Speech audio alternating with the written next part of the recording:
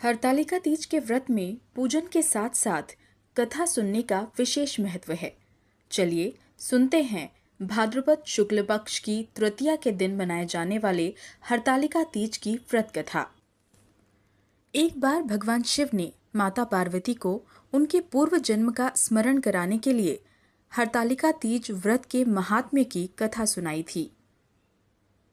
श्री भोले शंकर कहते हैं, हे गौरी, पर्वतराज हिमालय पर स्थित गंगा के तट पर तुमने अपनी बाल्यावस्था में 12 वर्षों तक अधोमुखी होकर घोर तप किया था। इतनी अवधि तुमने अन्न न खाकर पेड़ों के सूखे पत्ते चबाकर व्यतीत किए। माघ की विकराल शीतलता में तुमने निरंतर जल में प्रवेश करके तप किया।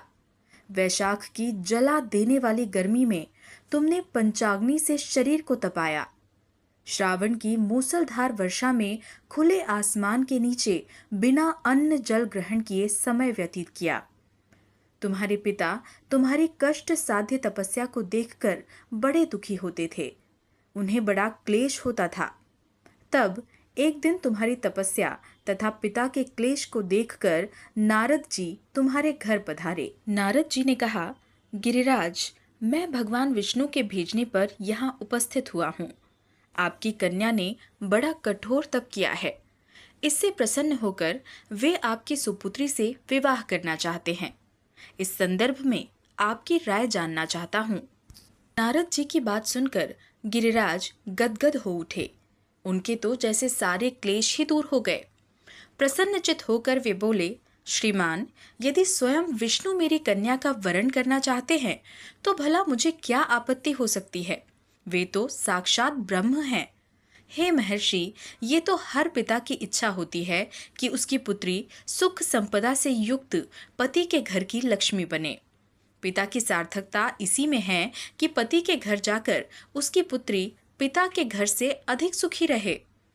तुम्हारे पिता की स्वीकृति पाकर नारद जी विष्णु के पास गए और उनसे तुम्हारे ब्याह के निश्चित होने का समाचार सुनाया। मगर इस विवाह संबंध की बात जब तुम्हारे कान में पड़ी तो तुम्हारे दुख का ठिकाना न रहा। तुम्हारी एक सखी ने तुम्हारी इस मानसिक दशा को समझ लिया और उसने तुमसे उस विक्षिप्तता का कारण जानना चाहा। तब तुमने बताया, मैंने सच्चे हृदय से भगवान शिव शंकर का वरण किया है, किंतु मेरे पिता ने मेरा विवाह विष्णु जी से निश्चित कर दिया है। मैं विचित्र धर्म संकट में हूँ। अब क्या करूँ? प्राण छोड़ देने के अतिरिक्त अब कोई भी उपाय शेष नहीं बचा है। तुम्हारी सखी बड़ी ही समझदार और सूझबूझ वाली थी। उसने कहा, सखी, प्राण त्यागने का इसमें कारण ही क्या है?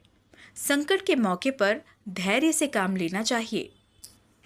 नारी के जीवन की सार्थकता इसी में है कि पति रूप में हृदय से जिसे एक बार स्वीकार कर लिया, जीवन पर्यंत उसी से निर्वाह करे।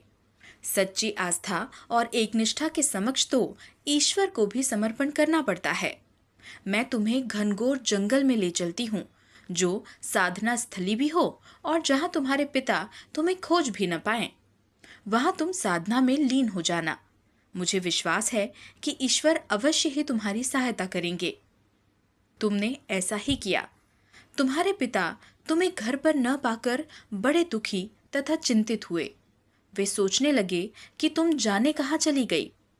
मैं विष्णु जी से उसका विवाह करने का प्रण कर चुका हूँ। यदि भगवान विष्णु बारात लेकर आ गए और कन्या घर पर न हुई तो बड़ा ही अपमान होगा। मैं तो कहीं मुंह दिखाने के योग्य भी नहीं रहूंगा। यही सब सोचकर गिरिराज ने जोर शोर से तुम्हारी खोज शुरू करवा दी। इधर तुम्हारी खोज होती रही और उधर तुम अपनी सखी के साथ नदी के तट पर एक गुफा में मेरी आराधना में लीन थी। भाद्रपद शुक्ल तृतीया को हस्त नक्षत्र था।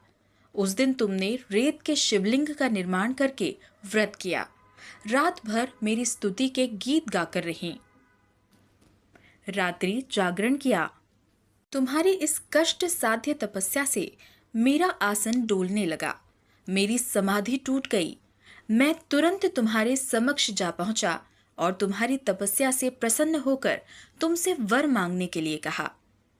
तब अपनी तपस्या के फल स्वरूप मुझे अपने समक्ष पाकर तुमने कहा, मैं हृदय से आपको पति के रूप में वरण कर चुकी हूँ।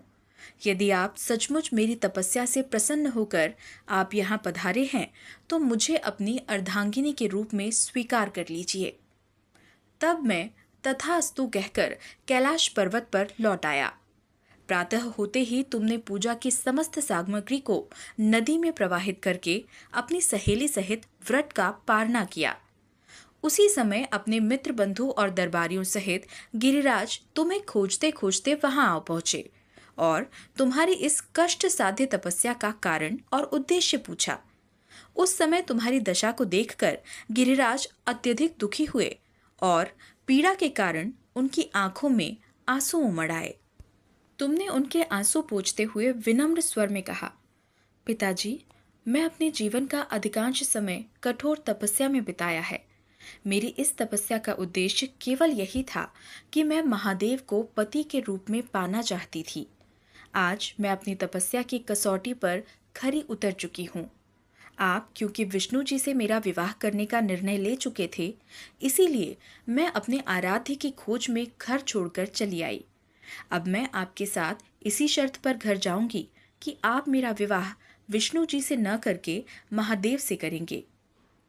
गिरिराज मान गए और तुम्हें घर ले गए। कुछ समय के पश्चात शास्त्रोक्त विधि विधान पूर्वक उन्होंने हम दोनों को विवाह सूत्र में बांध। हे पार्वती, भाद्रपद की शुक्ल तृतीया को तुमने मेरी आराधना करके जो व्रत किया था, उसी के फलस्वरूप मेरा तुमसे विवाह हो सका। इसका महत्व ये है कि मैं इस व्रत को करने वाली कुंवारियों को मनोवांछित फल देता हूँ और सुहागनों को उनके वर के लिए लंबी आयु का वरदान। इसीलिए सौभाग्य की इच्छा करने वाली प्रत्येक युवती को ये व्रत पूरी एक निष्ठा तथा आस्था से करना चाहिए।